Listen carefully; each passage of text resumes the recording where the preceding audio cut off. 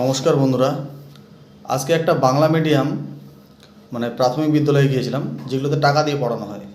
মাসে 300-400 টাকা করে তারা ফ্রি নিয়ে থাকে, আর এক্সাম অ্যাডমিশন ফ্রি নেয় 1000 টাকা 1200 টাকা মতো ক্লাস ওয়াইজ। তো সেখানে আজকে 200-300 স্টুডেন্ট তাদের বাবা মাকে নিয়ে আসে স্কুলে বই নেওয়ার জন্য, এবং চক্ষু শিবির ছিল সেখানে চক্ষু পরীক্ষা করার জন্য। তো সেখানে এত ঠান্ডার মধ্যেও রবিবারের দিন তারা এসেছে স্কুলে। কত সুন্দর পরিবেশ, কিন্তু অথচ আমাদের যে সরকারি যে প্রাইমারি স্কুলগুলো সেগুলোতে আজকে স্টুডেন্ট নেই। কেন নেই বলুন? 20টা 25টা 30টা 40টা করে স্টুডেন্ট। মিড ডে মিল খাওয়ানো হয় সরকারি স্কুলে, ড্রেস দেওয়া হয়, জুতো দেওয়া হয়, বই দেওয়া হয় ফ্রিতে, তারপরেও সেখানে স্টুডেন্ট নেই। ভর্তি ফ্রি লাগে না, অথচ প্রাইভেট ইংলিশ মিডিয়াম বলো বাংলা মিডিয়াম বলো সবগুলোতে স্টুডেন্ট। তো এই দোষটা কার বলুন?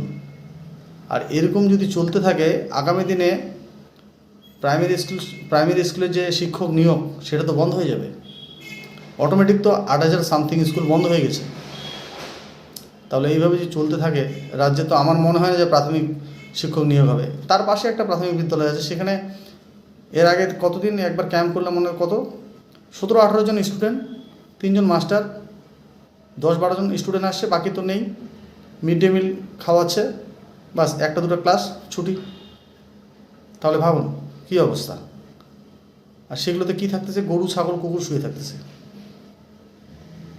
এদিকে বাথরুমের টিন খুলে গেছে, এদিকে টিউবওয়েল খারাপ হয়ে পড়ে আছে। তো স্কুলের যতটুকু পরিকাঠামো আছে সেটাই যদি যে স্কুলের শিক্ষকরা শিক্ষকতা করছে তারা যদি একটু চেষ্টা করে না, তারা কিন্তু ভালো করতে পারে। একটা স্টুডেন্ট গিয়ে আরেকটা স্টুডেন্টকে বলবে যে না, আমাদের স্কুলের টিচার ভালো, ওখানে গিয়ে ভর্তি হও, ভালো পড়াশোনা করবি। স্কুলে স্টুডেন্টরা এসে বসে থাকে, টিচাররা দেরি করে আসে, বা টিচার এসে বসে আছে তো স্টুডেন্ট টাইমলি নেই, তো কী হবে? অথচ প্রাইভেট স্কুলগুলোতে যেগুলোতে টাকা দিয়ে পড়ানো হয় সেগুলোতে ঠিকই পড়াশোনা হচ্ছে। তাহলে কী অবস্থা আমাদের রাজ্যের, আর কী দশা। তো এটা দোষ কার বলুন না? কিন্তু অথচ সরকারি স্কুলগুলোতে স্যালারি কিন্তু অনেক দেওয়া হয়, আর প্রাইভেট স্কুলগুলোতে স্যালারি কিন্তু সামান্য পরিমাণ দেওয়া হয়। তারা কিন্তু অনেক পরিশ্রম করে, এবং সভ্যতা কালচার এবং সুন্দর পরিকাঠামো নিয়ে সভ্যতার সঙ্গে তাদের পড়ায়। তো এই হচ্ছে আমাদের স্কুলের শিক্ষা ব্যবস্থার পরিস্থিতি বন্ধুরা, আর কী বলবো। তো বন্ধুরা, যদি ভিডিওটা ভালো লাগে প্লিজ একটা লাইক কমেন্ট করে জানিও আমি যেটা বললাম সেটা ঠিক নাকি ভুল। ওকে, বাই বাই।